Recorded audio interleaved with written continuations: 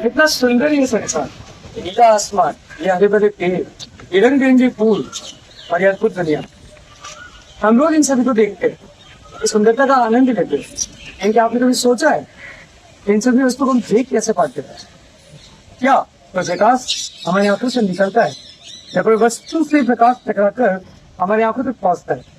आज हम इसका उत्तर बहुत ही सरलता से जानते हैं, लेकिन एक समय ऐसा था जब बड़े बड़े दार्शनिक और बड़े बड़े वैज्ञानिक भी इसका उत्तर नहीं जानते थे। आइए चलते हैं उस रहस्य को जानने, मानव ने देखने के इतिहास को कैसे समझा।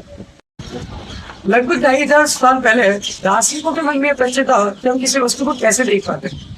सबसे पहले एंटिडोकस ने बताया कि हमारी आंखों के अंदर एक अग्नि व्याप्त होती है। यह अग्नि जब किसी वस्तु से टकराती है तो हमें वो वस्तु दिखाई देती है। पाइथागोरस, प्लेटो और यूक्लिड ने इसका समर्थन दिया, लेकिन एरिस्टोटल ने इसका विरोध किया। एरिस्टोटल कहते हैं कि अगर ऐसा ही है तो अंधेरे कमरे में हमें कोई वस्तु दिखाई नहीं देनी चाहिए। लेकिन एरिस्टोटल भी अच्छे से एक्सप्लेन नहीं कर पाए कि आखिर वस्तु दिखाई कैसे देती है। लगभग 1000 ईस्वी में अरब की दार्शनिक अपने इलेटम ने समझाया कि जब कोई वस्तु से प्रकाश टकराता है और टकराकर हमारी आंखों तक पहुंचता है तब वो वस्तु हमें दिखाई देती है। उन्होंने इसीलिए कोई कथन नहीं दिया या किसी विचार का समर्थन नहीं किया, उन्होंने प्रायोगिक तौर पर इसको सिद्ध किया। एक अंधेरे कमरे के अंदर एक छोटा सा छिद्र किया और बताया कि प्रकाश किरणें सीधी रेखा में गमन करती है। अपने इलेक्ट्रॉन के इस प्रयोग ने हमें समझा दिया कि आंखों से प्रकाश नहीं निकलता, जबकि बाह्य माध्यम का प्रकाश वस्तु से टकराता है, हमारी आंखों तक पहुंचता है, जिससे हम किसी वस्तु को देख पाते हैं। अब नहीं इलेक्ट्रॉन, जिन्हें फादर ऑफ ऑप्टिक्स भी कहा जाता है, उनके प्रयोगों से सिद्ध हो चुका था कि प्रकाश किरणें सीधी रेखा में गमन करती है। प्रकाश जो सीधी रेखा में गमन करता है उसे प्रकाश की किरण कहते हैं, और बहुत सारी किरणों का समूह प्रकाश का पुंज कहलाता है।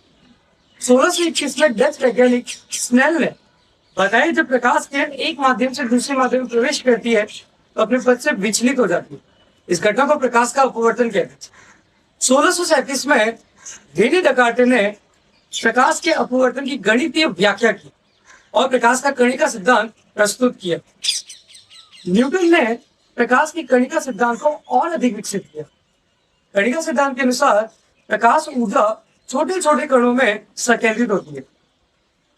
न्यूटन कहते हैं कि जब प्रकाश विरल माध्यम से सघन माध्यम में प्रवेश करता है तो दूसरे माध्यम के कण प्रकाश किरणों को अपनी ओर आकर्षित करता है, जिससे सघन माध्यम में प्रकाश का वेग अधिक होता है। 1678 में डच वैज्ञानिक हाइगेंस ने प्रकाश का तरंग सिद्धांत प्रस्तुत किया और तरंग सिद्धांत के आधार पर प्रकाश के अपवर्तन और परावर्तन की अच्छे से व्याख्या भी की।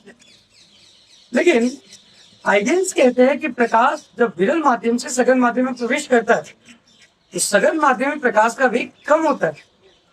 1850 में फूको के प्रयोग से यह सिद्ध हो चुका था कि वायु में प्रकाश का वेग अधिक होता है और जल में प्रकाश का वेग कम होता है। अर्थात फूको का प्रयोग हाइगेंस के सिद्धांत को समर्थन करता है। अब प्रश्न आता है कि प्रकाश तरंग है या कण, क्योंकि न्यूटन के कणिका सिद्धांत के अनुसार प्रकाश विरल माध्यम में कम वेग से गति करता है और सघन माध्यम में अधिक वेग से गति करता है। लेकिन फूको का प्रयोग यह स्पष्ट करता है कि सघन माध्यम में प्रकाश का वेग अधिक होता है, अर्थात प्रकाश का तरंग सिद्धांत सही है। लेकिन प्रश्न आता है अगर प्रकाश का तरंग सिद्धांत सही है तो वह कौन सा माध्यम है जिसमें प्रकाश की तरंगें संचरित होती है? ये प्रश्न आगे बहुत ही इंटरेस्टिंग रूप लेता है। हम आगे के वीडियो में जानेंगे किस प्रकार मानव ने प्रकाश के तरंग और कणिका सिद्धांत में सामंजस्य स्थापित किया। धन्यवाद।